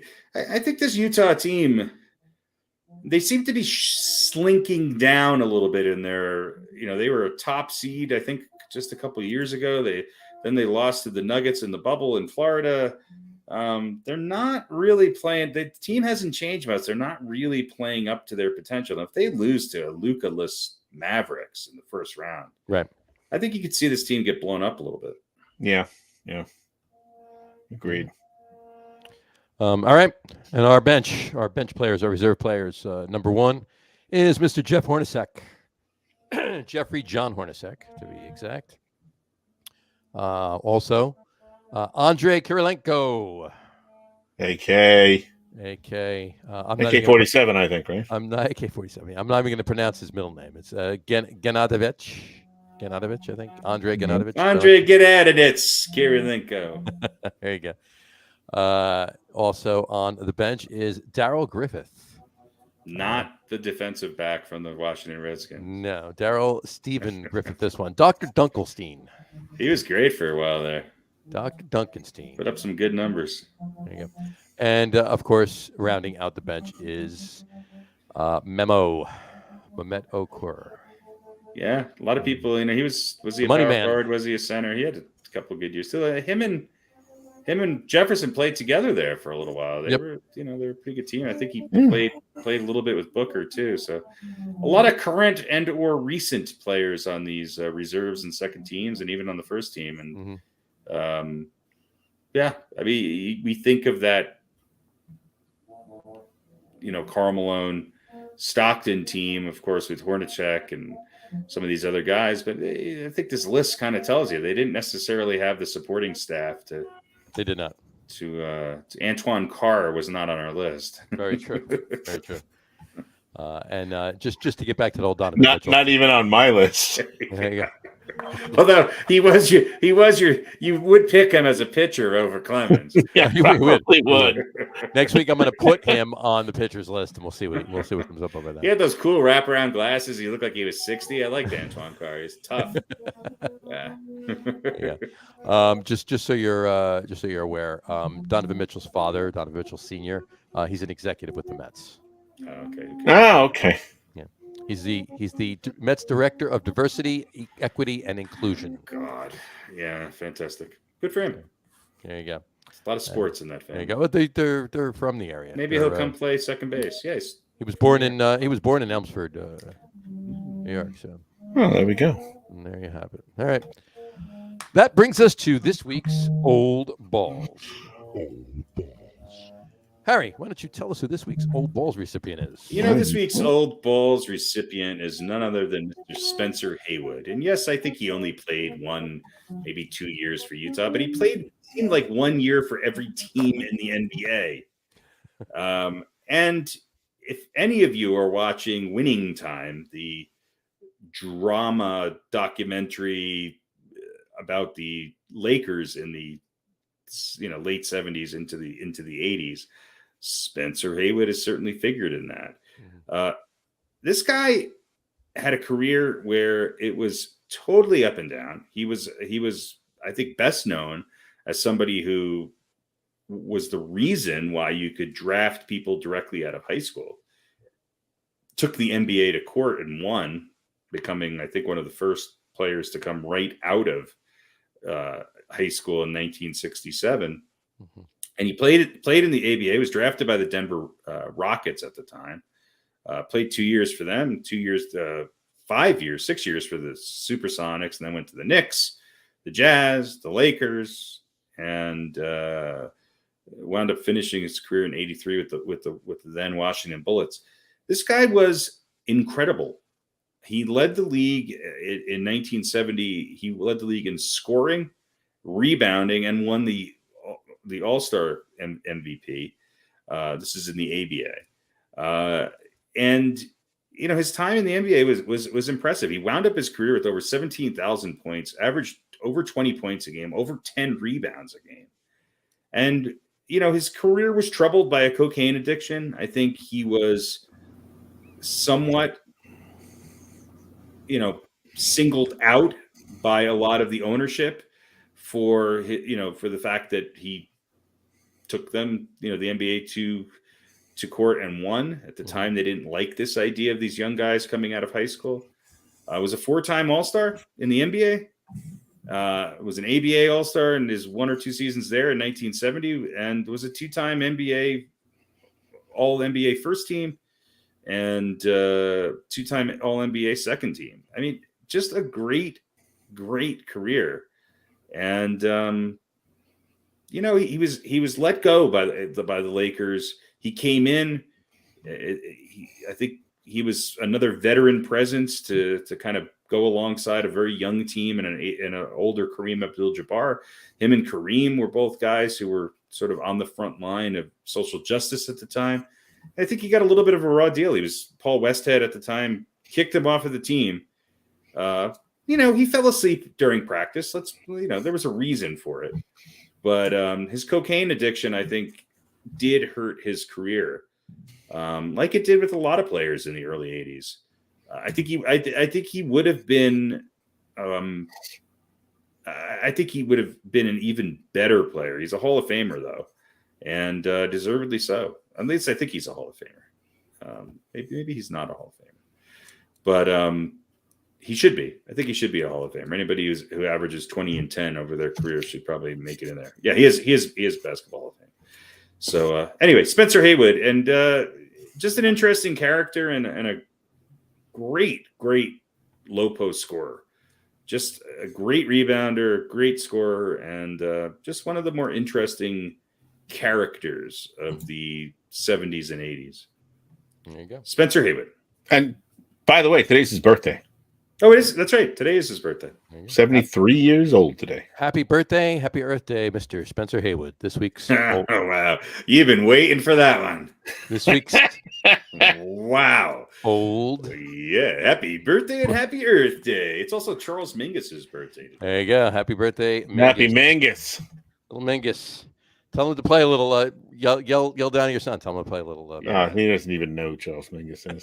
Oh, boy. You got it. Well, no, I don't think he does. Anyway, well, this week's old balls, one way or the other. Old balls.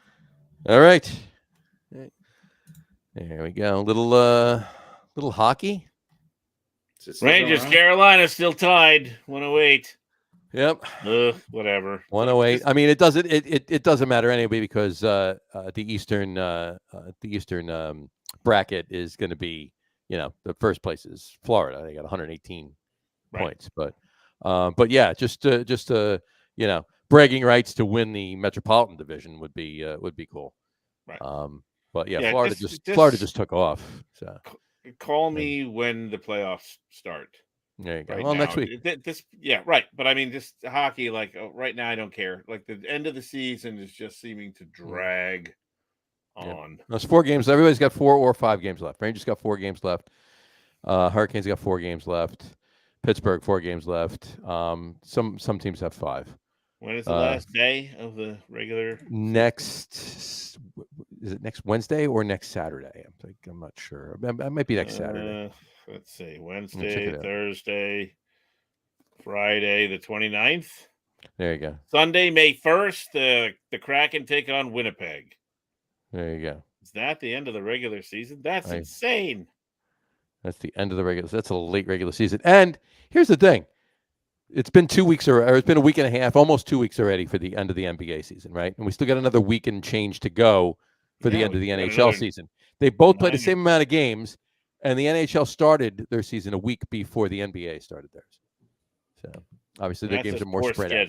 That's just terrible. That's what happens when you have to travel to Saskatoon. Yeah. There you go. Takes a lot out of you. There you have it. Well, they got to skate cross country, so this is true. Right. They got to skate to Saskatoon. But your Avalanche there, Harry, still playing pretty good. 116 points 116 and leading the Western Conference. But just look at, quite a bit. I think they're going to wrap it up. Their point differential is 86. Florida's is 103. That's just crazy. Rangers have a 50-point differential, and they're plus 50, and the Hurricane is plus 68, but they still have the same amount of points. So, it's getting a fun time of year. Out of the grind. The playoffs should be interesting, so we'll keep an eye on those. So what are we find out what the tiebreaker between Carolina and the Rangers would be? It's head-to-head would be the first one, would be. I don't know what that record. I don't know what it is either. Yeah. Here's one thing I do want to bring up in the West that I think Calgary. Yes, they're in first in the Pacific Division, and yes, they got 106 points. They have yet to give up 200 goals. Right. Yeah. Watch out for Calgary. Defense wins. Yep. This is true. Well, there's only 3 teams in the entire league that haven't given up 200 goals yet, and that's Calgary, the Rangers, and the Hurricane. All right, let's see. Here's an article titled, "Here's what happens if the Hurricanes and Rangers tie for the Metro Division title."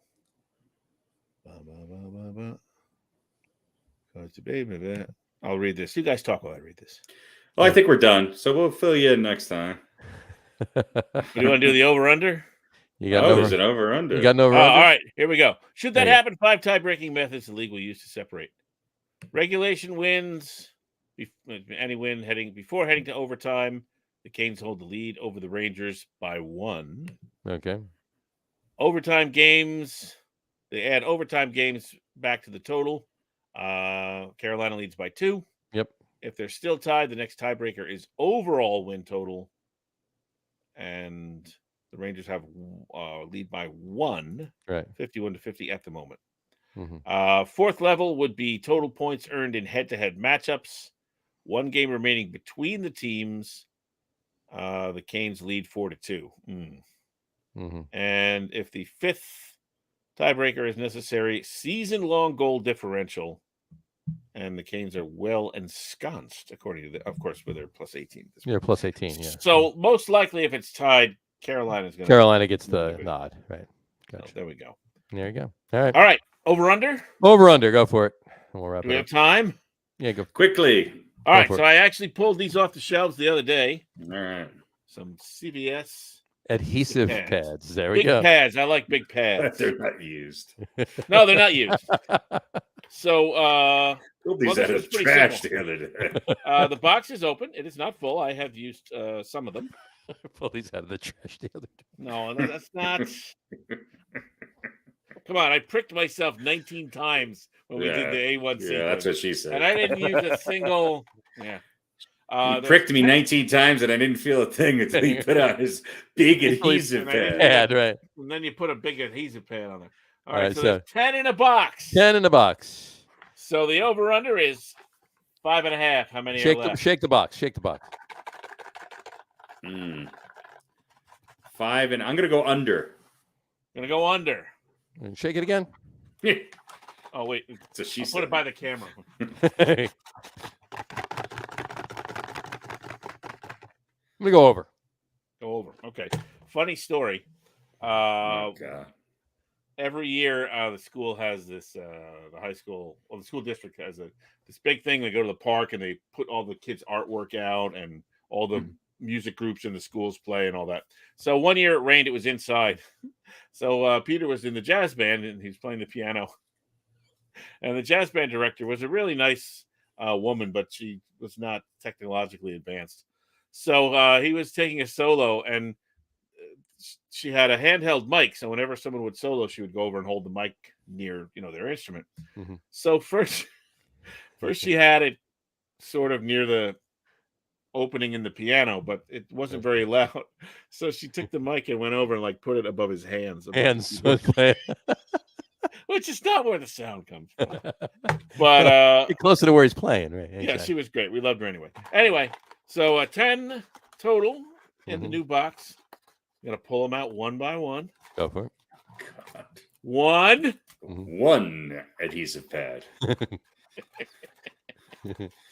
Two adhesive pads.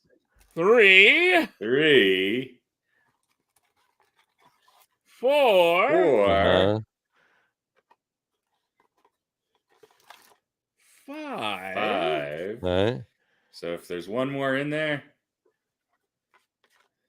a half an adhesive pad. Oh God, that's a quarter. That's a quarter. And the other half of the adhesive pad. That's 2 quarters. So it's 5.5. So it's a push. These are the same pad. Oh, so it was cut. Oh, I see it. I cut it in half and then pulled this part out of the packaging. I forget why I was going to do that. Like I thought I only needed half of one, but I ended up using a whole one. So the total is 6. So who picked the over? I did. All right, there we go. I'll hold them all up. I don't know. Cool. I'm gonna go to the judges on this. The question was how many adhesive pads were in there. Well, if that's the case, it didn't matter the size at that point. Then there's 7. No, I don't think half torn pieces count. Well, but this is still an adhesive pad. It's great if you only have 3 sides that you need it to stick to, and you want one side to collect dirt, and that's a non-functioning pad. I call foul. You got to put a little tape on the other side, a little metal. I call foul. Well, you have an interesting point. All right. However, the question was not how many functioning pads are in the box. It's how many pads were in the box. And I would say it's not a pad if it's cut in half. It's a half a pad. 2 halves in this case do not make a whole. Is that the? That's what I'm saying. The one flew over the cuckoo's nest cigarette. Right.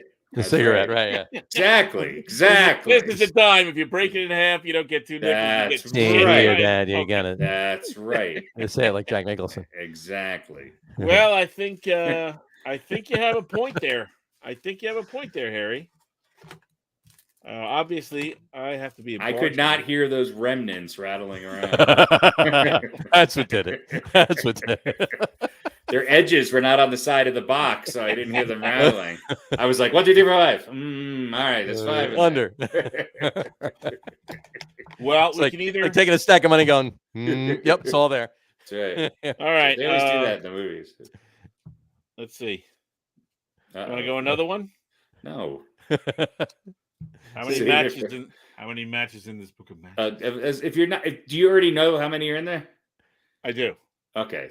Please don't count them on the air. But all right, say the number. Yeah. What's the over under?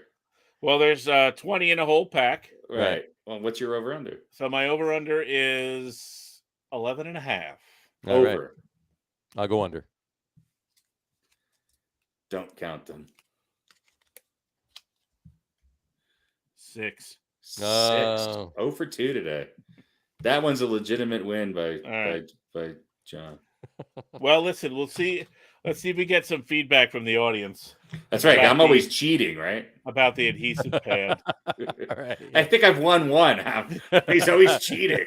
Well, you're good. How am I cheating? No, you won like 2 in a row. You did win 2 in a row. Yeah, you did. Yeah.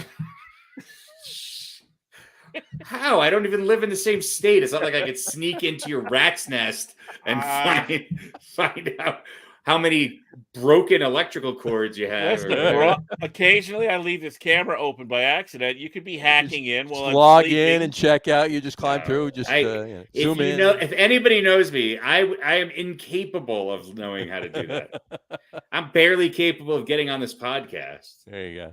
All right. Well, we'll leave the adhesive pad ruling up to our audience. Yeah, how can they get in touch with us with a? They can write into they can send a self-addressed stamped envelope to Chicago, Illinois 60601. No. Uncle Floyd Show, Secaucus, New Jersey, P.O. Box 1487. Just write into the Facebook page. Just message right into the Get On With It Facebook page. Oh yeah, there you go. And let us know what you think about the over-under for the adhesive pads. So is it 2 legitimate wins by me, or did Harry and I split? I think we need to see what the standings are in the over-under. I think the legal pads is under review. The matches is a legitimate win. Yeah, I agree. All right, so we'll check the review for any write-ins. Please write in. We'll take any votes you have. We'll pick them next week, right before we'll tabulate the scores right before the right or the votes, I should say. Let me just say one thing in my defense and my argument. If it was Band-Aids and you took a Band-Aid and cut it in half, again, doesn't work. Depends which way you take a Band-Aid. Well, but these were cut the long way. So if the Band-Aid you cut in half, the long way, then think about it, people. Use we're gonna see write-ins on the Facebook page from like. This is going to be the most interesting thing we ever did. No, it's going to be like Hermie Lagnarts says. That's right. Hermie Lagnarts. It was 5. That's right. I mean, Harry wins. That's right. Hermie Lagnarts. Yeah. That's your new name. Hermie Lagnarts. Sounds like one of the elves and Rudolph comes back to life or something. Hermie Lagnarts. Rudolph's bathhouse Christmas. Hermie Lagnarts, like he takes Rudolph out drinking, and then That's Rudolph right. wakes up in a tub full of ice with his. Takes Rudolph to the bathhouse with his spleen out. Right? Herbie the dentist is there. Drinking Hermie Lagnarts. Drinking Cosmopolitans and right. Wearing his Buster Browns and dancing with the boys. Yep. Exactly. All right, let's go. On that note, come on, we're getting out in less than 2 hours. We got 3 minutes. On that note, we'll wrap up. We were shooting for an hour, so exactly. Well, it worked out.